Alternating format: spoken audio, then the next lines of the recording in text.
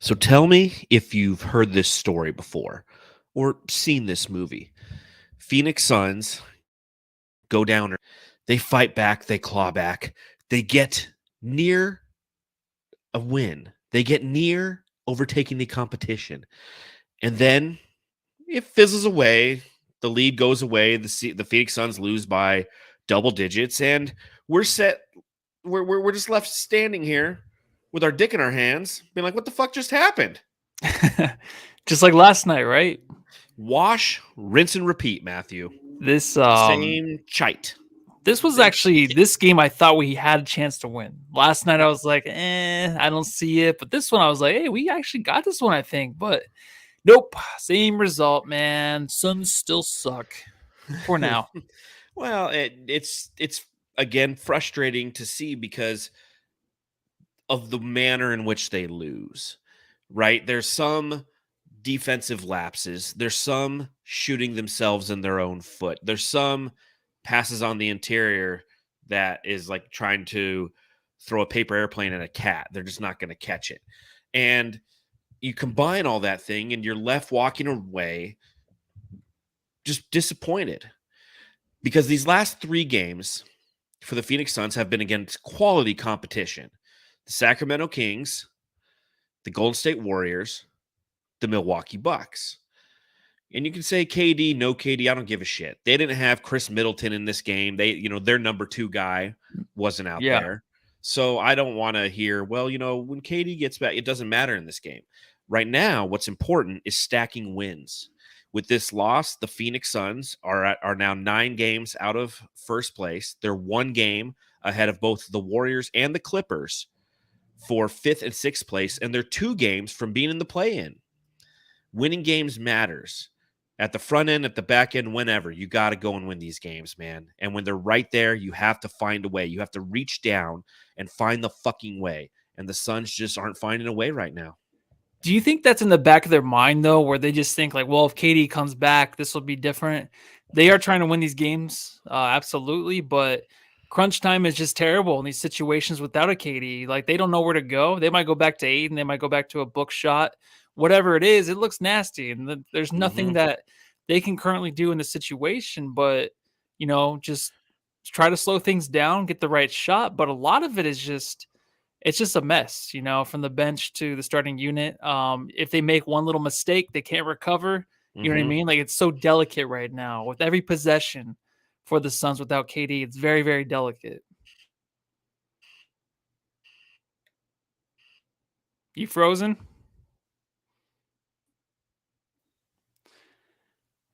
John, am I frozen? You frozen?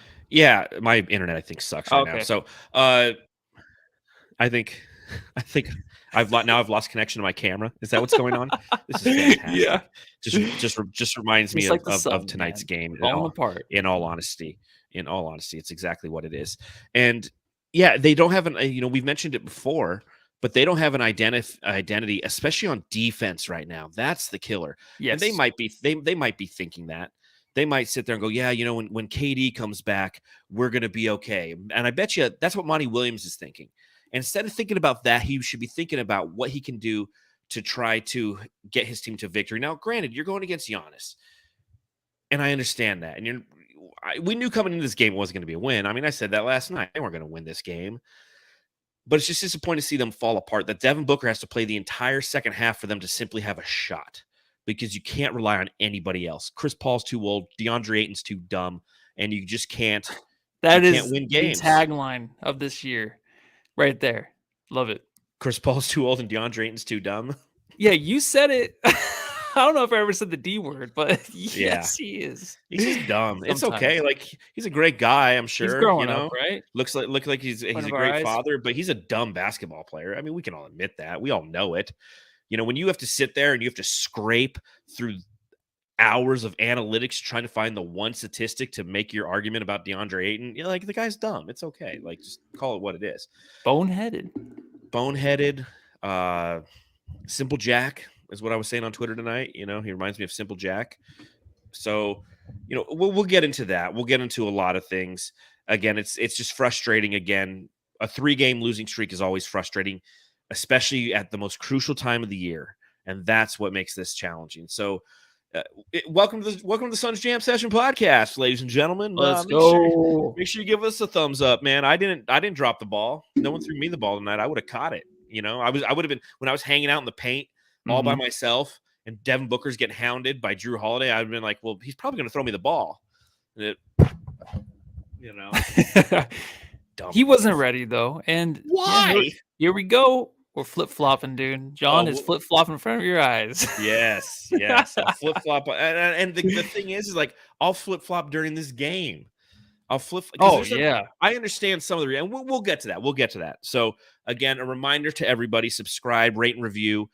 Make sure you follow us on Instagram, Twitter, and TikTok at Suns Jam. You can follow me at Darth Voida on Twitter and read my writing at brightsideofthesun.com. You can follow Matthew at Matthew Lissy. And if you're interested in joining our March Madness pool bracket thingy, there's a link in the description below. So, does that start tomorrow? Tonight?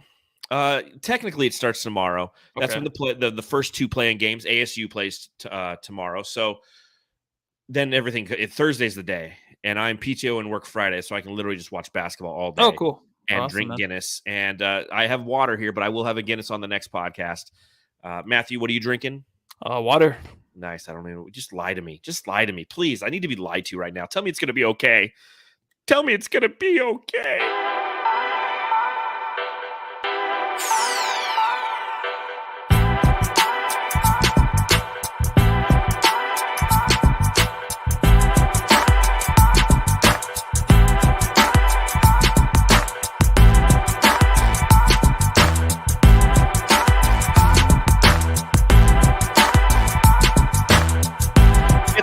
For the Phoenix Suns, 116-104 is what the final score is. They are now 0-2 this season against the Milwaukee Bucks, 0-3 in their last 3 games, which brings me to my first question for my buddy Matthew here. Matthew, I got to ask. Are you concerned the way that we are losing the past 3 games against plus competition? Yes, I am. Honestly, yes, I am. We can talk about waiting for KD, but I think that's the last time I'm going to say it on this podcast. I just think right now what you're looking at is a team that has no bench. This is from these past 3 games. This is the way it is. Mm-hmm. Things can change in the NBA, absolutely. Right now we don't have a bench. KD is injured. He got injured in practice in a pregame. Book's the only one that can really do anything. Ayton is dumb. You just said that, and you got Jay Crowder over there looking at the team like, what the fuck is going on over there in Phoenix? I'm going to snip that part with you saying it.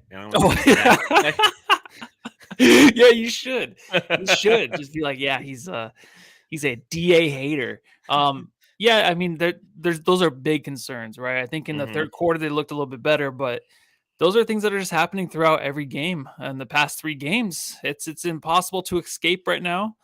You only hope that KD comes back and can help with a lot of this. But this team is a mess right now, man. It's just it's difficult to watch. You let go of Mikal Bridges and Cameron Johnson. I've said this before, and then you're left with DA, a guy where you've been trying to trade for the past 3 years, but you're stuck with him now. You know what I mean? Like, he's had some good games and stuff, but you traded the wrong guys. The guys that can actually get you victories, those guys are gone. So you're left with what I said, and you just have to sit here and watch and wait for KD. Yeah, it's concerning to me the way that they're losing these games, because despite the grit that they've shown to get back in these games, because every one of these games has been an opportunity to go out and get a victory, and they fizzle away. And that's what's concerning to me is the killer instinct that has existed the prior 2 years. While it might be there mentally, it's not there physically. It's not getting done on the court.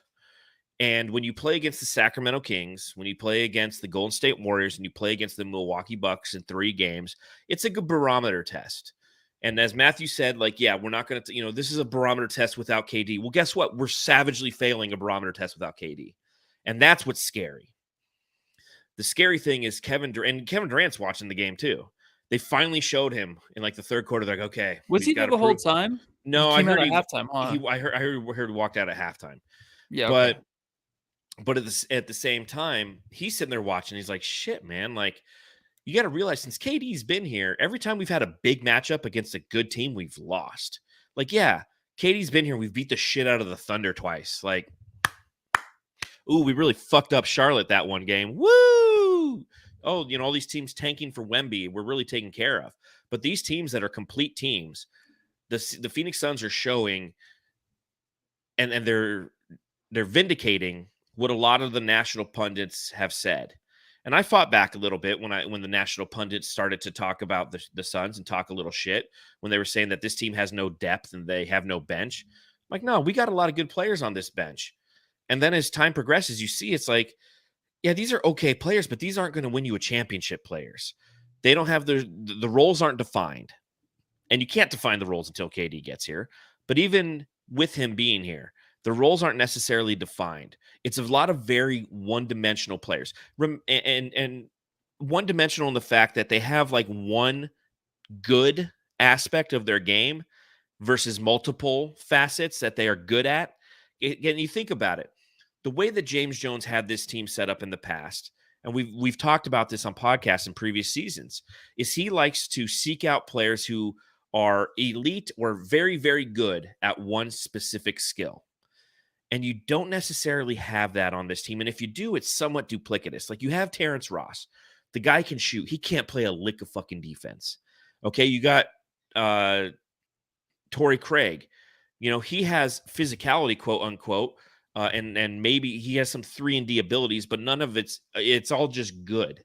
It's average to good, right? Like none of it is very good. There's not one thing you can tell me that Tory Craig does that is very good to near elite. Whereas in the past, it was like Cam Johnson, near to or elite 3-point shooter. Mikal Bridges, near to or elite defender. Dario Saric, near to or elite fall on the ground guy. But ball sitter honor. Yes, guy who can fall on the ball. And that's not to say that this Suns team can't get it together, but it becomes that much more difficult because what we're talking about when we look at the bench is one word that you can't teach, and that's talent. You can have willpower, you can have grit, you can have perseverance, you can have attitude and effort, and all those things might be fine. They might be fine, but unless you truly have talent, you're not going anywhere. And the Phoenix Suns, this is the opportunity for them to display that talent. And they're getting those reps in. But guess what? They've been getting those reps in all fucking season because, as we've stated before, this is a season of waiting in which we are just waiting for Kevin Durant to be here. We're waiting to see where Jay Crowder is going to go. We're waiting to see if he's going to sign DeAndre Ayton. So as we've been waiting, the roles have continually shifted, and no one's had the ability to truly just get defined in their role. And you see that because it scatters this team throughout the game to where like Devin Booker has to expend all of his energy to get this team back into it, talk a little shit, and then he fizzles out in the later stages of the fourth because he's just dog tired. Yeah. The one thing, I mean, you already said the DA is dumb thing. I'm gonna go and say should we do the Ayton watch right now? Is that what? Oh no, I was gonna talk about the bench a little bit. Perfect, good. My thing on the bench, I just thought this in the second quarter. I'm like, dude, this unit out there, I'm just gonna say it. They're kind of ugly. Like they're just ugly dudes, and they're just. What are they Spurs? They play, yeah. They're like Spurs looking like players. There's big issues when you have Craig and you have TJ Warren out there. Not Craig, Ross and TJ Warren. They're just the same player. They both don't play defense. They try to make things work, on ISO, but when it's not going, it's not going. It looks really bad. Them two in the game looks bad. I think if you put Ish with one of them, it's fine. Put Ish at the power forward, then you have TJ at the small, or you can have Ross at the small. That works. I think that works really well. But then also you have Cam Payne, who's the head case. You don't know what you're gonna get from him tonight. A great game because he made his shots. He was working the two-man game with Jock. That looked good. Yeah, that looked good. So in the second quarter, it looked really bad. It really did. To be honest, though, they started 1 of 9. Yeah, but in the third, their bench came through a little bit more. I don't know. I think that when you're gonna have to wait for KD, obviously, but I want to say that they're just ugly and that's the reason, but that's not good enough. They lack confidence due to the sheer fact that they're Do they all ugly. need a Kogi's mask to put on just to gain that confidence? Maybe. But no, I'm kidding. I really do think though, we obviously knew we didn't have that one guy off the bench, and we don't. And I think when KD plays with the That's the second issue. unit, it looks really good, obviously. Because But of the when you have gravity that he guys- pulls. Yeah, and they're so individualized out there right now too. I also thought too, like with Ish being like kind of like the big guy that can foul Giannis, oh, that's a fuck you up foul. That's nice to have, but then it's just like he's just fouling dudes out there, so that kind of sucks too. But I'm gonna say, dude, I think the third they played a little bit better. There They was did. something there. There was something there. Hopefully, they can carry that into the next game. They're gonna have to. No, they definitely did play better in that third quarter. And if you look at the box score in the third quarter for the Phoenix Suns, the bench had a total of 11 of the 36 points. And that was 5 from Cameron Payne and 6 from Jock Landale. The rest of the scoring in that quarter was 6 from DA, 2 from Chris Paul, and 17 from Booker for 36 points to the Bucks 28. Over the past 3 games, the Phoenix Suns bench is shooting 43% from the field. They're 34% from beyond the arc. They're 13 of 38. They have had 20 assists to 12 turnovers. So that's a 1.6 turnover assist to turnover ratio. Not good. And they're a negative 19. That's not what you need from this bench right now. You need them to play even. We've talked about it since Devin Booker's been here. You need to have confidence in that second team unit so he can have fresh legs. So when he comes in that fourth quarter for the last 6 to 7 minutes, he can do what he did the entire third quarter, because he had to pull this team and put them on his back simply to get them to where they had a fighting chance. And he ran out of gas, and the rest of his team did. And part of that is, simply because there was foul trouble. There was things of that nature was going on, which brings up, our buddy DeAndre Ayton. Watch. Oh, how I feel about DA based on which Ayton watch I drop. Yeah. Starts with a stumble, it's And then a the bad other game, one, I guess. This is gonna be interesting. I want to hear your take on him, because I didn't think he was too bad. Like, everyone's giving him a lot of shit. I know he fucked up at the end there, but go ahead. So I'll say this. You look at his stat line across the board. He had 19 points on 9 of 20 shooting, 8 rebounds, a couple turnovers. And again, I've said it before, like 20 shots. With KD gone, that's what he should be doing. And I love the fact that he was left open for some mid-range shots, and he was taking them. And he missed a couple, and he continued to take them. And I really like that about DeAndre Ayton tonight. I was a huge fan of him just going, you know what, I'm just going to continue to shoot, because he was their most valuable player in that first half. He really was. He was the one. Devin Booker, and we'll talk about him momentarily, but he was getting locked the fuck up all night long by Jrue Holiday, and in the first half especially. So DeAndre Ayton was the offense in the first half. Unfortunately, he got into foul trouble. He had a second foul with 7:18 in the first quarter, and Monty decided to roll with him, and I thought that was a good move, because, again, like, DeAndre Ayton needs to learn to play with fouls. He's not somebody who fouls a ton. Thank you. He really doesn't. But you have to, and I like that for Monty. Monty's like, you know what? Let's let him roll. And he was out there for quite some time until he got that third foul. It wasn't until midway through the second quarter when he got that third foul. And then he got, and the other side of that is they were ticky-tacky bullshit fouls too. They were Giannis creating contact, falling away fouls. It's not like he was out there earning the fouls, right? Like, yeah. So he wasn't out there hacking Giannis. I almost wish it's like every time DA gets a foul, I'm like, dude, you're so big, man. Like, make them feel that foul. Like, Amari Stoudemire used to do that. When Amari got fouls, like, you felt his fouls. And at least you felt like you're getting your money's worth, if you will. So first half, playing great. And then the two fouls rather quick, or there was the foul in the fourth quarter, or the third quarter, and then the foul in the fourth quarter. The one that got his fifth foul was just dumb. And that's when I tweeted out, he has the IQ of Simple Jack.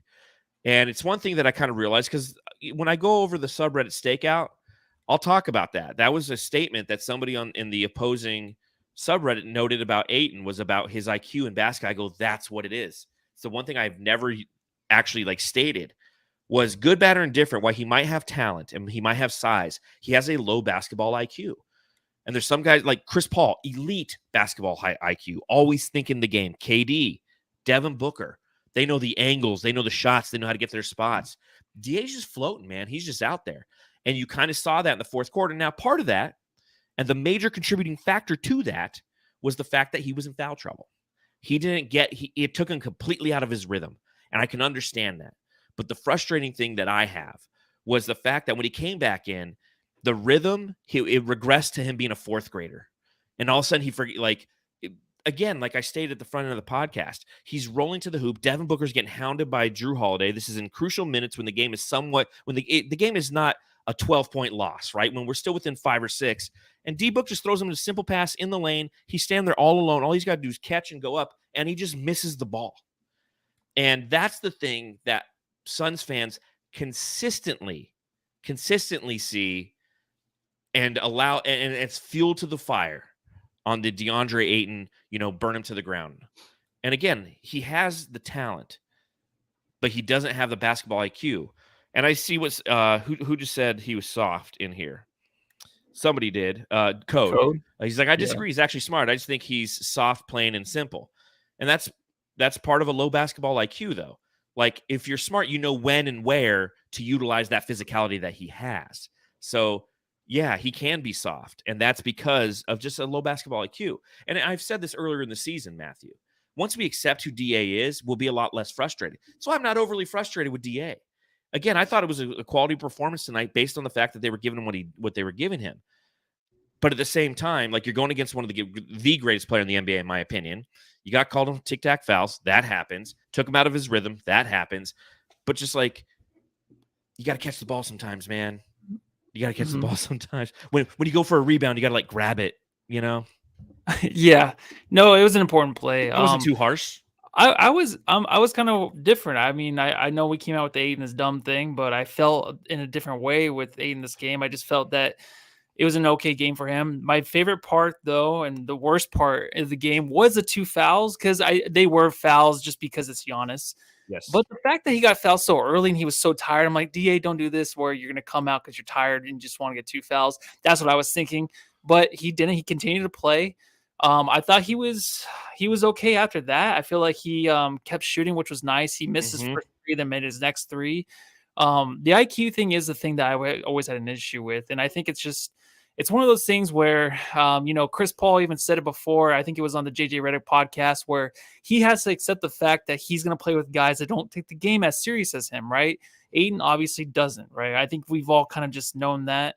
And it does take longer for big men to learn the game. But right now, this is where, you have to step up and win a game. There's a good question in there about when's the last time he dominated and won a game for us. We'll talk about that when we bring it up. But I want to say, right here. Well, Black Sunday, $10 in the super chat. Again, thank you, Black Sunday. Says, since we're on Ayton watch, seriously asking, when's the last time you watched where you thought, wow, Ayton dominated that team tonight just off the eye test? Answer that question, Matthew, while I plug in my computer. So it's going to be Chicago Bulls. The game where him and Booker look like Shaq and DA. Shaq and Kobe. That was the last game. Oh, look at this full screen, man. Look at really quick. This is C Jimenez at twitter.com. Or at C Jimenez. Sorry, I said that wrong. That's his photo behind me. Just a quick shot of that. A killer background. Did you see the Bulls so that's game? His new painting that he put out there. I said the Bulls game. The Bulls game where he dominated. There's a few games in there where he looked really good, but a lot of that too was really bad defense. But he read it perfectly. The way he was running the role with Devin Booker, it has to be perfect. I said that last pod. The way to get him the ball has to be perfect.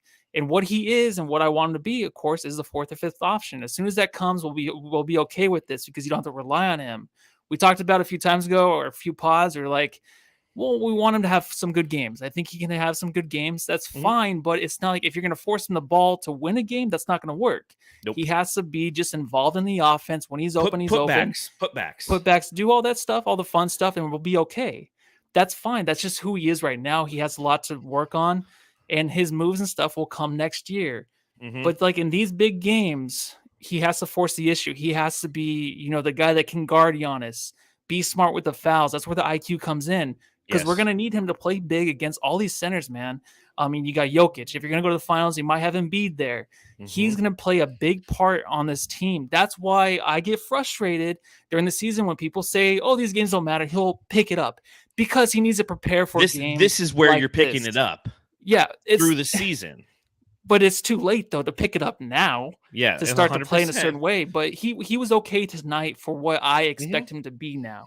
So I think that's why I'm okay with him. Me too. The way he is, he's going to make mistakes and stuff towards the end of the game because he's not going to win us the game. He's not going to be that guy to go out there and make the big play. He did make the value up, of course. I'm not going to take that away from him. He's made some big plays down the line. But if you're going to say, all right, Ayton, go give us a shot, it's not going to work that way. You got to work him into the offense some other way. And I'll say this, that multiple other players make mistakes in the last 5 minutes. It's just not him who's making mistakes. Obviously, we talk about him because he's our max center. But here's the other side of that. And I was thinking about this the other day. In like 2 years, he's not even a max center anymore. Like he's on a value deal because the entire NBA salary cap is going to go up in 2 seasons. And all of a sudden, he's a mid-level center. So it's just like we were just getting ahead of the game or something. It'll be a good trade chip then. Big Dick Booker. It was 30 points again for Devin Booker tonight, but it wasn't efficient. Devin Booker was 13 of 27. Took him 27 shots to get 30. He had 3 assists. He had 4 rebounds. He had 2 steals. He had 5 turnovers, Matthew. Drew Holiday owns his ass, doesn't he? He does. Yeah, in the first half, that was rough to watch. I think Booker, it looked like he had some other stuff on his mind, though. And I think maybe it was just because, like, fuck, dude. Drew Holiday does own me, and this is tough to get over. I had to prove myself, and there were time and time again in the first half where he just couldn't do anything. He was absolutely nothing in the first half. Till the third quarter, I think he was 7 for 10 in the third.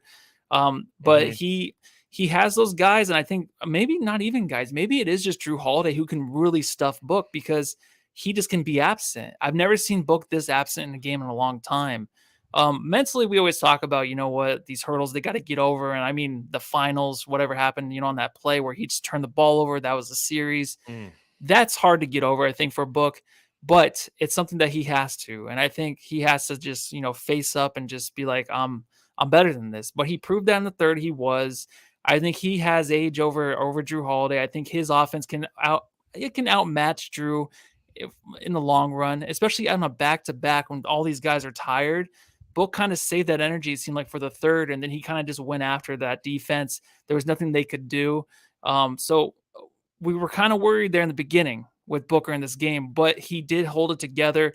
But just like last game, it's like, who else is going to help out?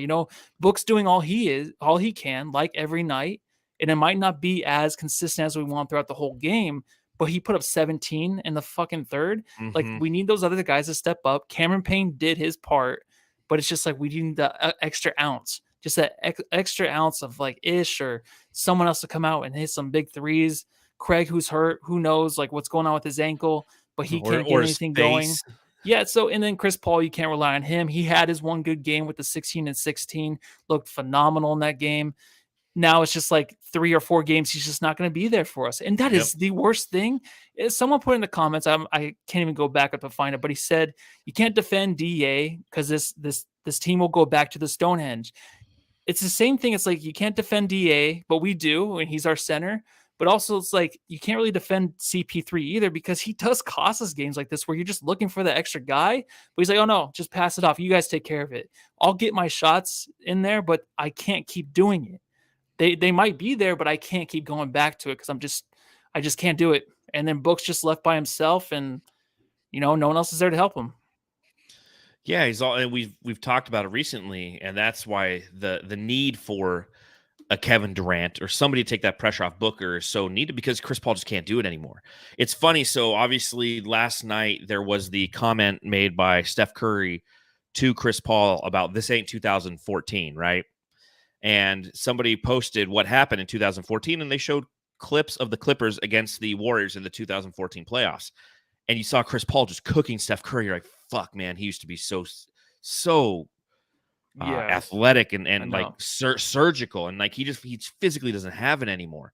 So I don't know how Devin Booker ended up to CP3, but I'll bring it back to Devin Booker.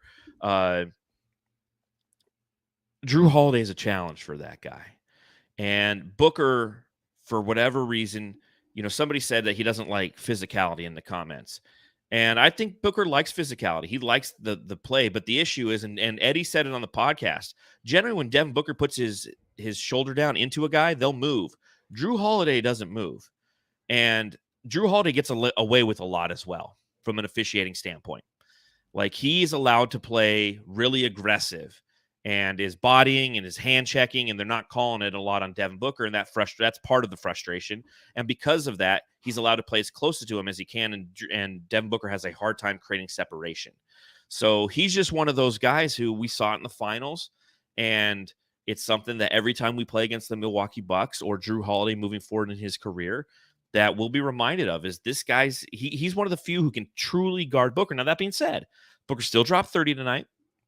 Booker still scored 17 in the third quarter, and Drew Holiday played 10 minutes of that quarter. So minus the last basket, which was all over Jay Crowder, which was easily the highlight of the game for Phoenix Suns fans when he took Jay Crowder down and hit the buzzer beater.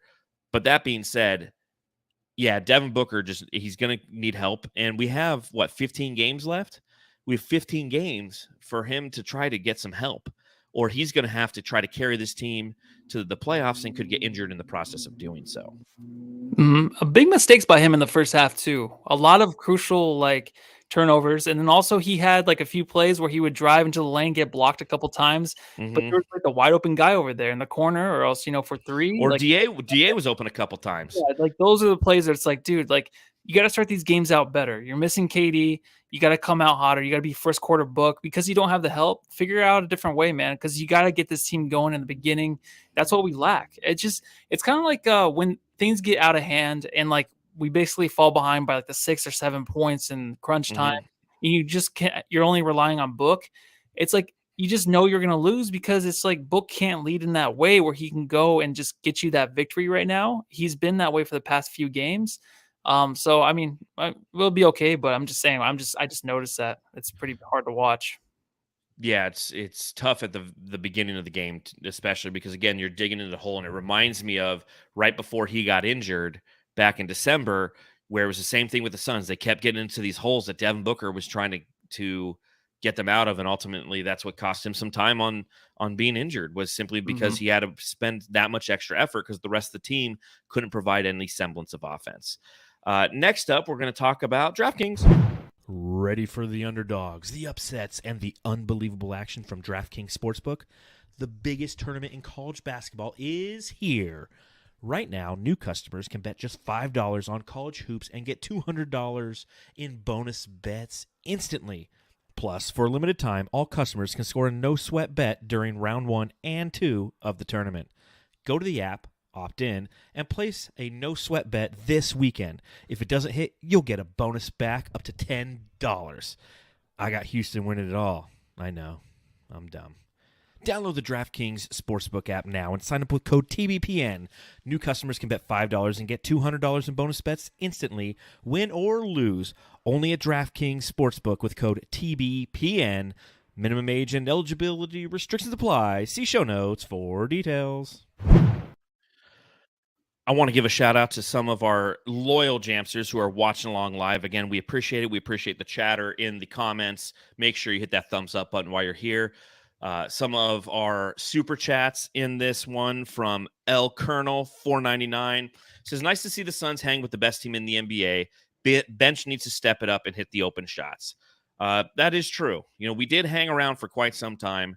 I just think that we're missing the challenge that I've had over these last 3 games is if you want to be a championship level team, you know how to win these type of games. And Phoenix just hasn't done it. 2 of them being at home.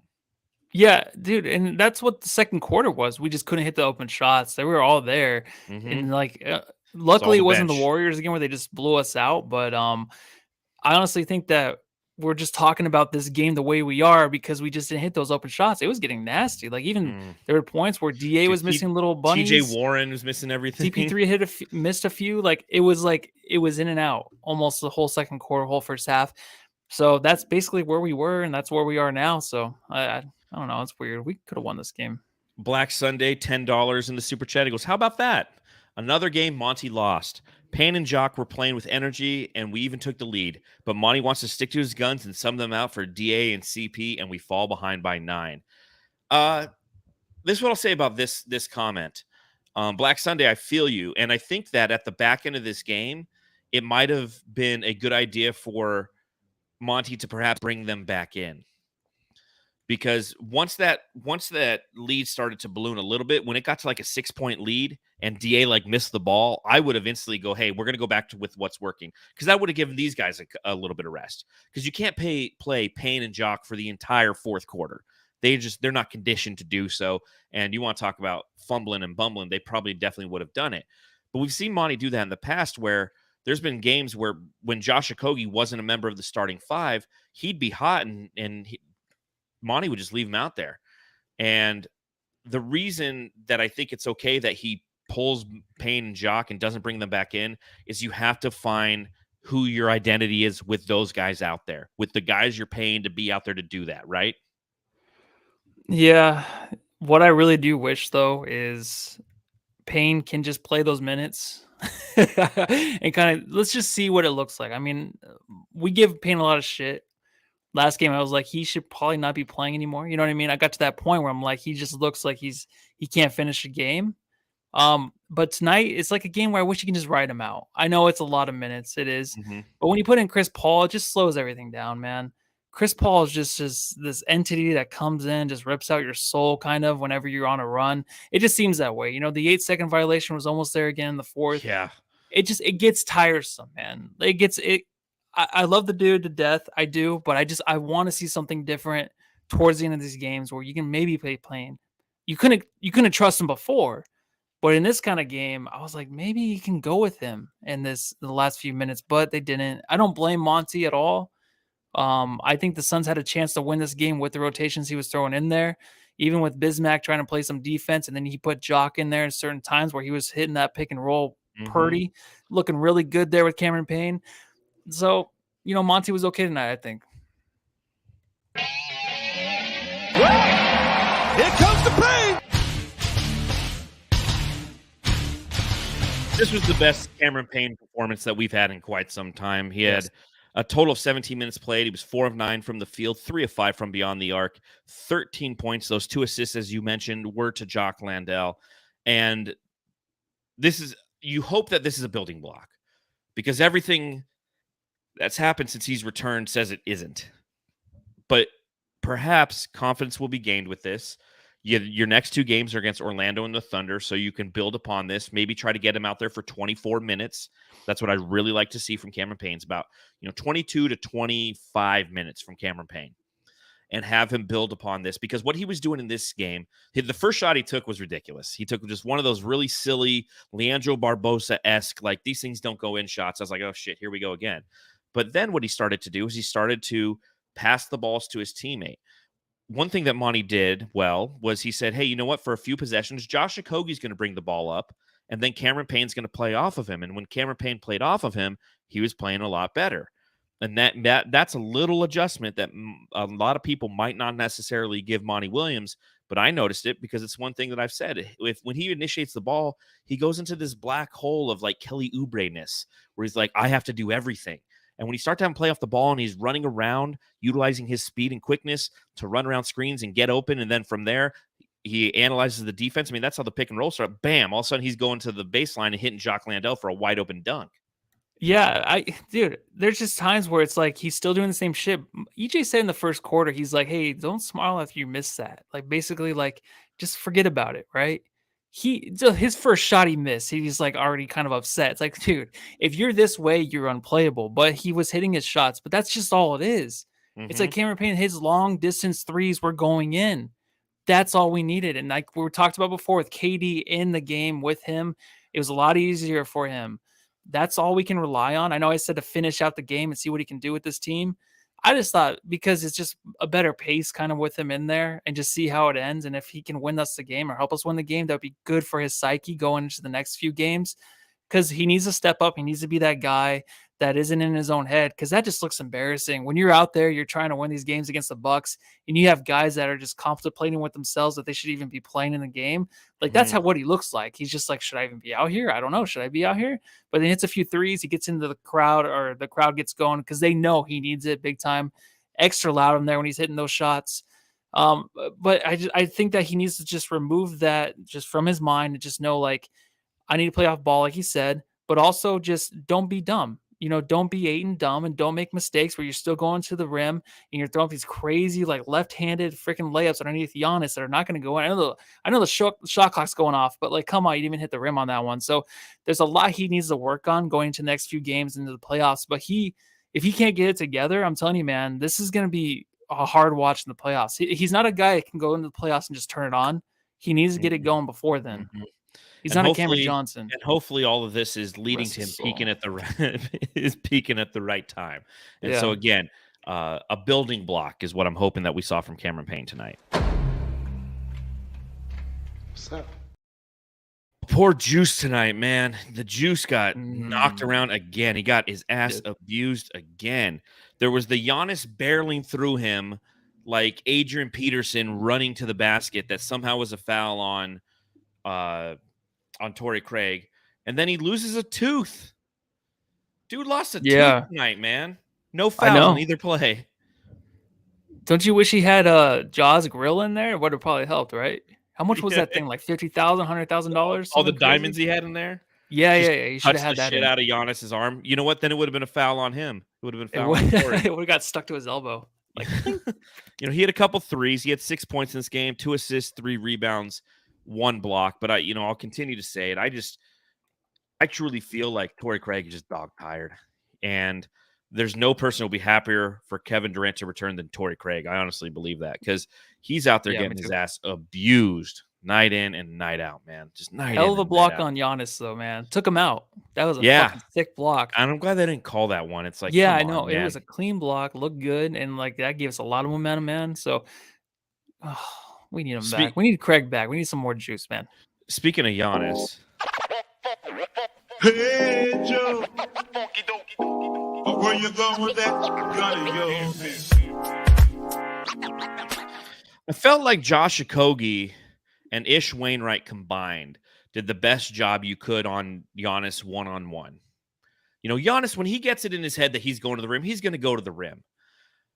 But both Josh Okogie, who's smaller, and Ish Wainwright, who's bigger and more physical, did a good job of just kind of staying in front of him and annoying him. We saw some great defense from Okogie again tonight. And unfortunately, on offense, he wasn't great. He was 1 of 5 from the field, right? He was 6 of 8 from the free throw line because he gets to the free throw line. But he had 8 points. He had 7 rebounds. He had 4 assists and a couple steals, 1 on Drew Holiday. But I really think that his defense, that's one of those little saving grace things. In these shitty losses that we've had, 3 consecutive losses, he's been the best defender that this team has. And that's the one thing I was thinking as I was watching this game. I go, fuck, man. Remember, like last season, we could shut teams down defensively. And we can't do it anymore. We got him. We had Josh Okogie. That's like it. Yeah, when Katie's back, though, it'll all fall in place. I think Ayton plays such a big part on defense. When he's gone, you just notice. You know what I mean? True. Very true. Dude, Okogie and Ish, they played really good on him. I thought Payne did a pretty decent job on Giannis a few times. But the best part about Okogie and Ish is like when they get beat, they're just going to foul the shit out of them. Yes. Just like go for the ball, but just take them out, take them to the ground. I'm sick of your shit. If you're going to run us over and you're going to start knocking dudes out all the time, we're going to knock you out. I don't care. I love that. And Ish has been doing that the past few games where he's just that bruiser. He's hitting big shots sometimes, but we need that guy he's not even like, he doesn't look like a power forward. I don't know what he looks like out there. He looks like, I don't know, a football player. A football player who went to Baylor. He looks like a football player. Rumor has it he went to Baylor. But he could come in and knock these guys out. And I like that. That's a toughness that we need. We missed it from Jay Crowder. You missed it from Jay. And we got to have it. We got to have it. You going to say anything else? You're going to copy me? You going to copy me? 5? The Suns Jam Session Subreddit Stakeout.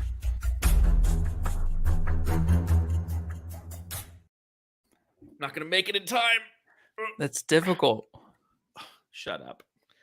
It is. I didn't even get my witch costume on, dude.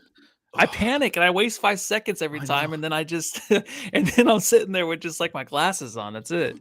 Ooh, all right. There we go. So I was hanging out on the Milwaukee Bucks subreddit. And I'll tell you this. There's one thing I was thinking about. So I was hanging out with all them Milwaukee Bucks motherfuckers. People who are Bucks fans are also Packers fans. Goal pack goal. I hate Packers fans. Oh, me Packers too. fans remind me of like Michigan fans. Like they're just kind of douchey. Michigan who? Michigan Wolverines. Oh, okay. I've never met a more whiny fan base in my life. Just period. So here's what they were saying on the Bucks subreddit tonight. Ish Wainwright looks like a created player. He does. This court uni color combo looks like my nephew designs a franchise in 2K. It does. It does. God, why is Devin Booker's head so annoying to look at? It is. Seeing that Phoenix Suns Ring of Honor in the background is making me think about how many actual rings the Suns have.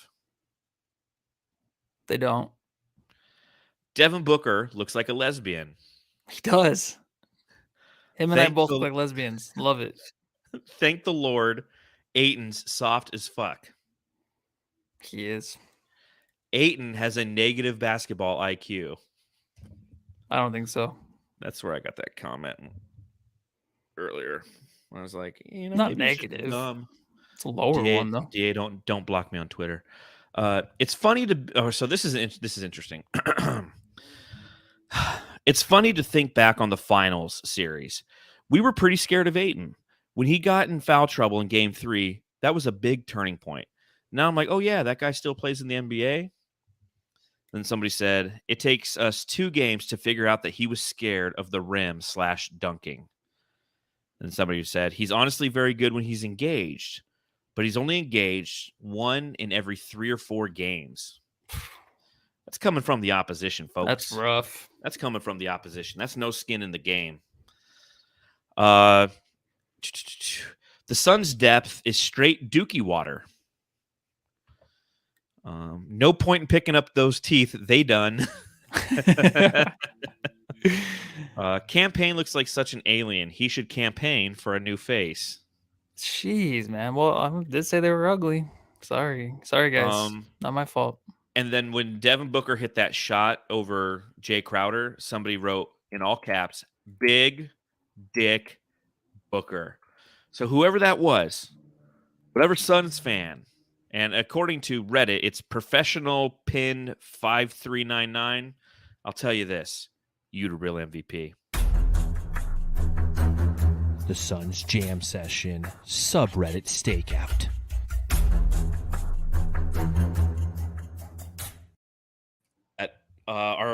Our jamsters are going into the subreddits and talking shit. It's the way it's part of the reason why I do this. I want to just go. I downvote so much shit. I don't know about you. You don't downvote, do you? I don't know. I just read them off. I downvote anything that's negative Suns. I'm just like, downvote. Like Devin Booker's a lesbian. I'm like, downvote. And then you do it, and then somebody every now and then somebody like, who is in here just downvoting everything everybody says? Is he going out with that girl that plays Wednesday on that one? No, that Wednesday? was Photoshop. That was Photoshop. Okay, that was. But like, come on, dude. That girl looks like she's freaking 10 years old. Yeah, that's she so looks like, weird. She looks like I Wednesday. hope he doesn't. Yeah, I know, but she's like what 25 or something. But yeah, she looks but so little. She looks like a child. What else did you have in your notes on this one? Let me see really quick. I did put that the defense did look pretty good in the first half. The first quarter. Shots wouldn't fall. Mm-hmm. Also, fuck them refs, right? Yeah, fuck them refs. so dude, that technical on Booker, man. Yeah, so shout out to Black Sunday, $2 in the super chat. Says Monty just called out the officials in his presser. So yeah, that technical, I did have that in my Booker notes. That was actually a momentum changer in this It really game. was. You know, same thing that and was it Fred VanVleet justified? was talking about. Was it justified? No, he was getting back on defense. He rose his hands and he said something to the refs, and they called a technical. And it he was a fouled foul on that play. Like, It if was you're a calling foul. Giannis on one side for knocking people, you're not calling people's teeth being knocked out. But anytime you look cross-eyed at Giannis, and then he's going to it, Bobby Portis comes across and slaps at him, hits him. He powers through it, hits the layup, and then he just puts his hands up. He's like, "Are you kidding me?" I can't believe that was a technical. I couldn't believe it was a technical.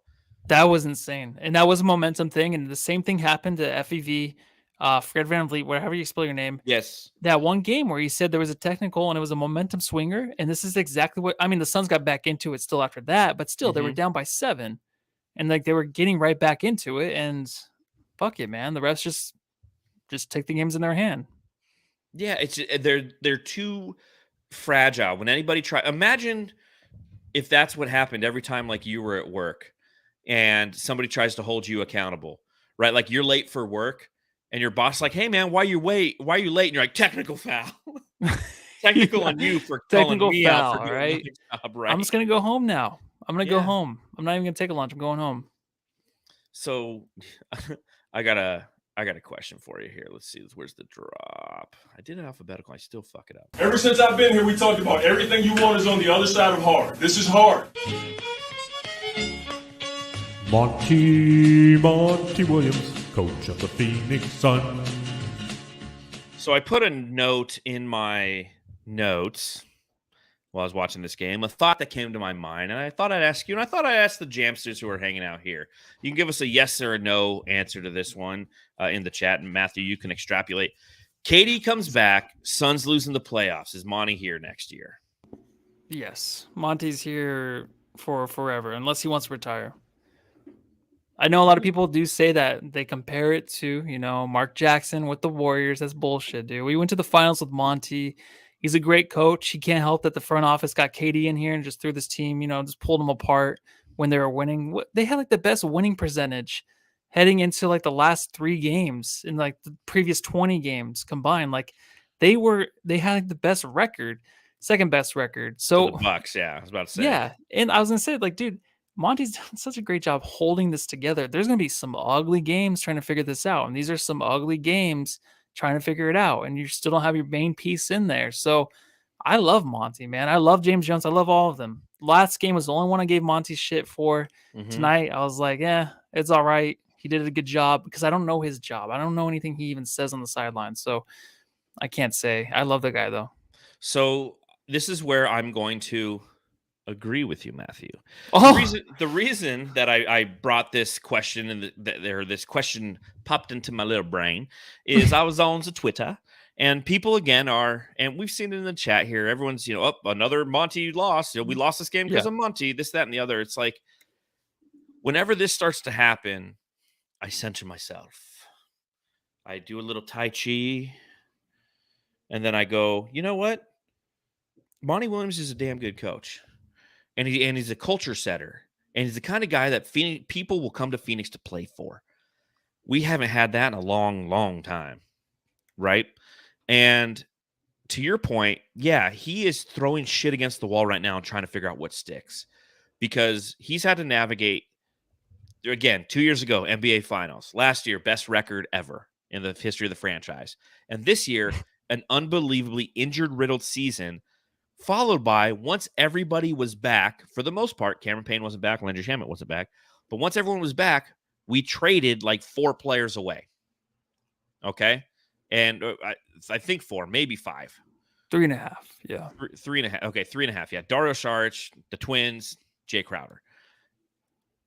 And then KD gets it. So it's just like anytime he starts to get a little momentum with this team, he's trying to reinvent the wheel and trying to piece together things that work. So am I worried about the Phoenix Suns based on the last 3 games? A question I asked way early in the podcast. I am, because this team doesn't have an identity right now. And it's hard to get an identity. And scary knowing that there's 15 games left in the season, right? You have 15 games to figure out who you are, knowing that you're still not going to have Kevin Durant. But 15 games is still 18% of the season. It's almost a fifth of the season. So there is some time. And that's why in these games against good competition, he is experimenting. So I'm not overly worried. I'm frustrated that there's no identity, but I'm not overly worried, especially when it comes to, is Monty a good coach and should he be here next year? The answer is yes and yes. And anyone else who thinks he's not, man, just go back. Hop in that little time machine in your closet. Open up your closet, pop in that little cardboard box, have somebody feed in Doritos or whatever, and go back to like 2018, 2017, 2016, 2015. Go back to the Lindsey Hunter days and, Earl Watermelon Head Watson and, everybody that tried to lead this team before that had no semblance of culture. because that's unbelievably important. We have to remember and recognize that. This team will struggle, and there's going to be decisions that he doesn't make that are correct. Like last night against the Warriors, we talked about that. In that third quarter, just thought he made the wrong decision. But I'll tell you, Michael Cobb, whatever. Wait, John, nobody's coming here to play. Kevin Durant wanted to fucking come here. Like, what? No one wants to come to Phoenix, yet one of the greatest players of all time forced his way out after just signing a new extension with his team to come play here, but no one wants to come here. Sometimes you guys, you drive me crazy. Matt Maranovich, Monty's experimenting. It's the regular season. Yeah, exactly, guys. So again, there's frustrations that go on during these games. And there's people who you can blame, quote unquote. It's a team thing completely. It's a team thing completely, man. It's a team thing completely. No, it absolutely is. And I'm more for the players carry you on the court. Yeah. Make the adjustments up to the players to win the fucking game, dude. It's not Monty's fault that Ayton did drop the ball. It's not his fault that we couldn't. I mean, they're like 5 feet away from the rim, missing everything that's there tonight, missing wide open threes, wide open jump shots. It's not his fault. He's putting them in good position. It's not his fault that TJ Warren looks a little bit scared out there. Like, he's not himself at all. And it's just, it's one of those learning processes. It is towards the end of the season. But you know what, dude? I think there is enough time, obviously, for when KD comes back, because Chris Paul already answered the question right when Durant went out that game after. They're like, are you worried about them, and are you worried about your actual experience together and all that heading into the playoffs? Nope. Yep. That's it. That's it. Just like we should listen to James Jones 3 years ago. Yep. he is who he is, right? Yep. Listen to these guys. They know. Just accept it. And again, like Terrence Ross literally chose to come here over Dallas because Kevin Durant and Devin Booker here. He literally said that. Shout out to Paul Voigt. My little brother's hanging out in the chat. Hey, look what's up? Look at that spiffy little picture he's got there. He's like, that was a reference to the Doritos SB commercial. That's correct, Paul. I was referencing the RIP Ryan Anderson. I don't know who Ryan Anderson is, but I think that was a local guy who made that that commercial. So anyways, we'll hand out some hardware. Jam star of the game. Jamsters, a reminder, if you want to join our bracket thingy, NCAA thing, which we have no idea because we watch Suns basketball, follow the description in the chat below, and it's on ESPN, and join us. Maybe you can beat Matthew at a bracket. Wouldn't it be that hard? Matthew doesn't know anything that's going on. It's going to be really... Nope, I do not. Oh, shit. I'll let you beat me. I'm picking based on the colors of the team. Ooh, I like blue. But let us know in the chat who your jam star of the game is. Matthew, are you giving it to Devin Booker in this one?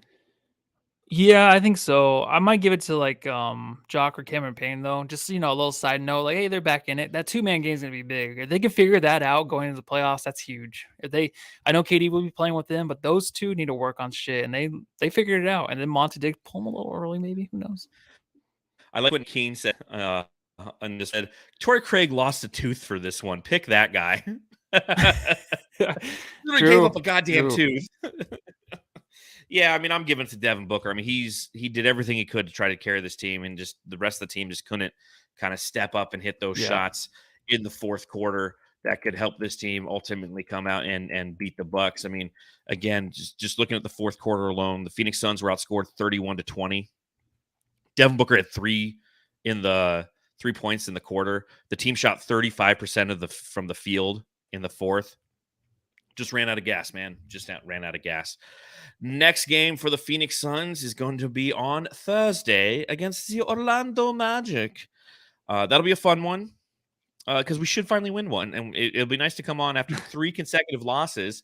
It'd be nice to come on here and talk about a victory again. Please, Suns, don't disappoint. Yeah, it's going to be a good weekend. I think we get the victory, and then we hear like, oh, KD might be back in a week. He might be back in a week. Who knows? We might hear something good this weekend. We might get that victory. Is this on it's on TNT, right? This is no way this is a TNT game, right? It's the Magic. There's no way they're putting this on TNT. I don't know, but Suns Paulo get the victory. Are we going to see him this time? He didn't play last Giannis time. the next day? I don't know. Giannis that night. I'm off Friday. That dude. night. I I am too, but I'm going to the water park the next day. So what? Yeah, 70's taking the kids. I'm going to go up there. Took the day off. The water park in March? Yeah, it's inside. Okay, well, that's allowed then. I'm like, dude, you can't go to an outdoor water park. Well, I'm going to be watching college basketball all day on Friday, so I'm going to really look forward to that. Cool, man. Really, really, really look forward to that. Anything else you want to talk about before we get out of here, Matthew? Oh, No? JJ Redick liked one of our tweets today. That was pretty cool, huh? he did. He said, "Go home, love your family." I love that. Did you actually watch it? I watched the entire thing. Yeah. The interview he had with Damian Lillard. Yeah. Lillard's basically like, I just go home and I love my family. That's what he said. He doesn't listen to all this nonsense, all this bullshit that's out there. Hey, we're part of that bullshit. Thanks for We not are. listening, Damian. Pointless. But thank you for liking the tweet, JJ. That was really cool. So on that note, Matthew, just tell everyone what they need to do. Go home and love your family.